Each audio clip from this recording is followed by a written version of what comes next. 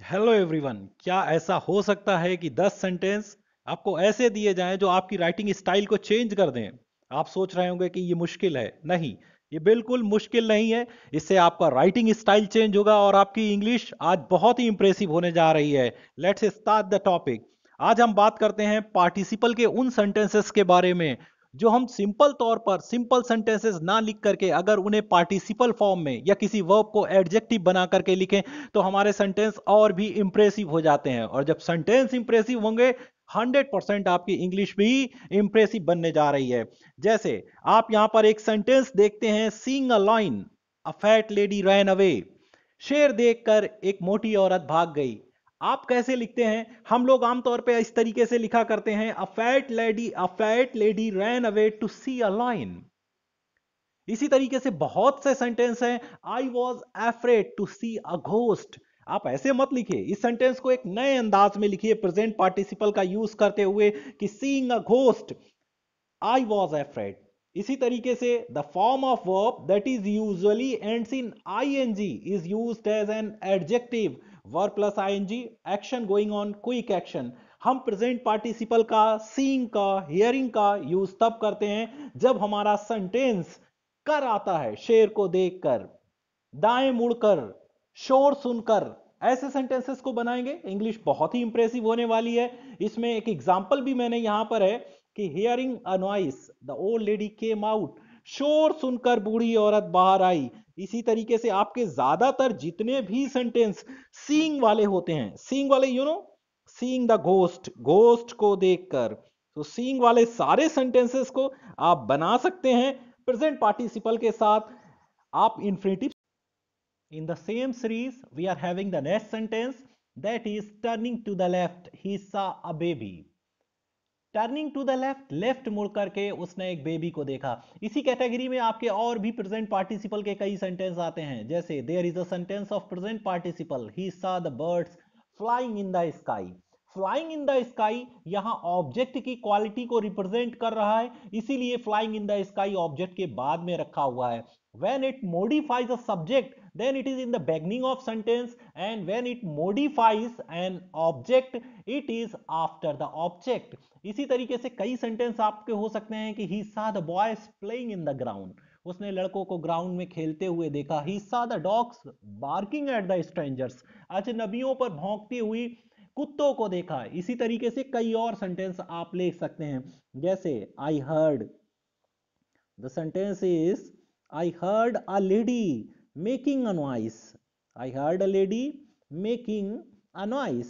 It's your sentence. इस तरीके से आप अपने सेंटेंस को बनाइए। सिंपल तौर पे आप सेंटेंसेस को अपने इस तरीके से बनाते हैं कि आई saw the birds, they were flying in the sky। Sentence की क्वालिटी चेंज करने से आपका सेंटेंस इंप्रेसिव होता है, इंग्लिश इंप्रूव होती है। In the same category, there are few examples for you. She discovered a beeping boy. Answer the following questions. Okay, let's start. The girls were drinking water flowing in the river. लड़कियां नदी में बहता हुआ पानी P रही थीं। I saw a girl eating an apple. एक लड़की को एक सेब खाते हुए देखा। इस तरीके से खाते हुए, जाते हुए, दौड़ते हुए, तो सेंटेंसेस में जो वर्ब होती है, जो नॉन फाइनाइट वर्ब होती है, उसमें आप आईएनजी का यूज करके अपने सेंटेंस को और भी ज्यादा इंप्रेसिव बना सकते हैं।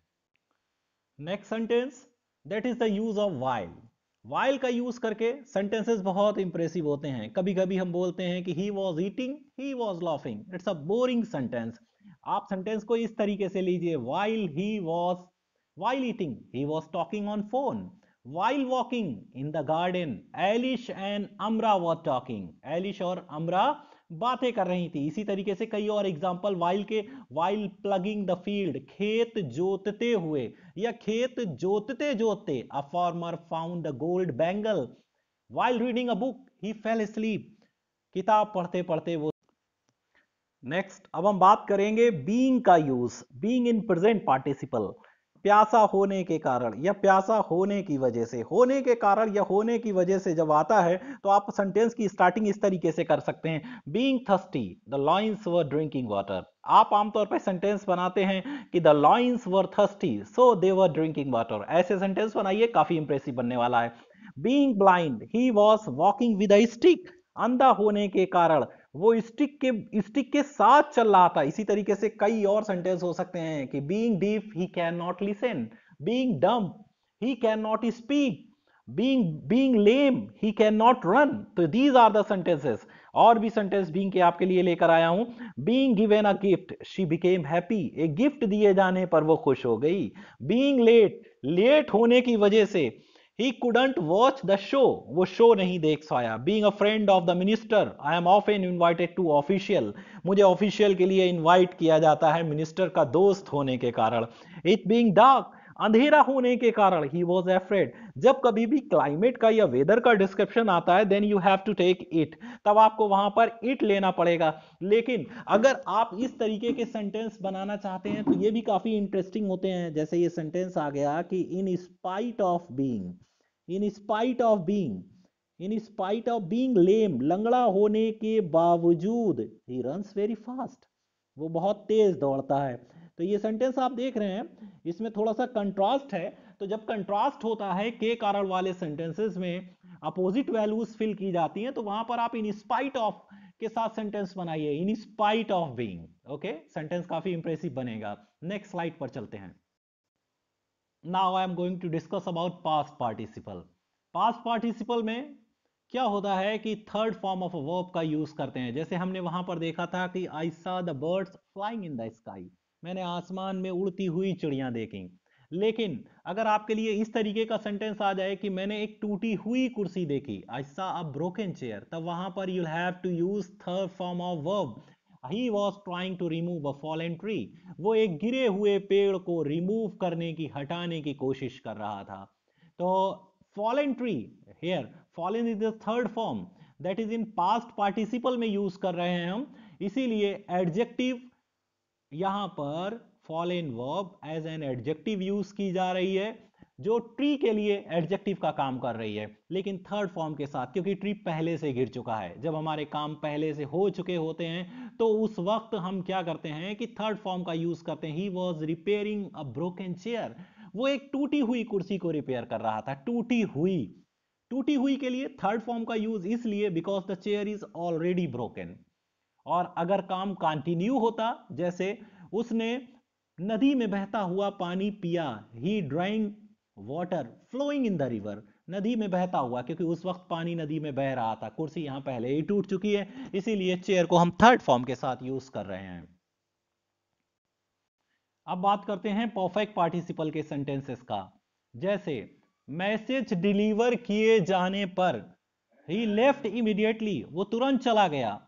मैसेज डिलीवर करके वो तुरंत चला गया। करके पहले भी हमने देखा था कि सीइंग अ लाइन, एक शेर को देख कर, यहां भी कर ही आ रहा है। लेकिन यहां पर क्या होता है कि परफेक्ट पार्टिसिपल में एक्शन में डिले होती है। पहले मैसेज डिलीवर किया जा रहा है और वो तुरंत चला गया, इट विल टेक 1 और 2 सेकेंड हो सकता है। Having finished his work, Ghazali was ready to play. Okay, for by mistake लिख गया है कि अपना काम खत्म करके गजाली वॉज रेडी टू प्ले, गजाली जो था वो खेलने के लिए तैयार था। तो यहां पर आप देख सकते हैं कि having finish, finishing his work नहीं, क्योंकि काम खत्म करने में और खेलने में थोड़ा सा वक्त है। तो जब टाइम टेकिंग होता है तो आप अपने सेंटेंस में इस तरीके से हैविंग का यूज कर सकते हैं। लेकिन जितने भी हैविंग वाले सेंटेंस होते हैं वो आप किस तरीके से बना सकते हैं, जैसे आप बनाते हैं आमतौर पे कि ही वेंट टू प्ले, वो खेलने गया।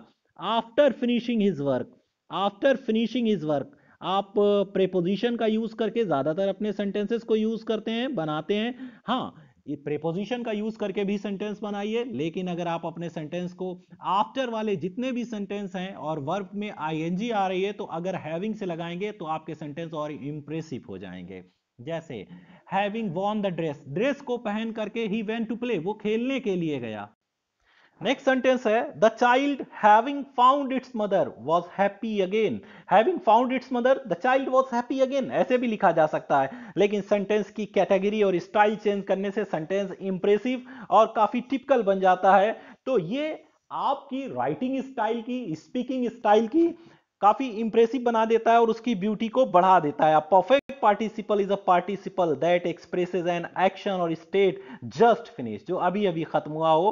Having finished their meal the children went to play, finishing their meal नहीं, having finish their meal, because it's taking few second और फ्यू मोमेंट और फ्यू मिनट्स।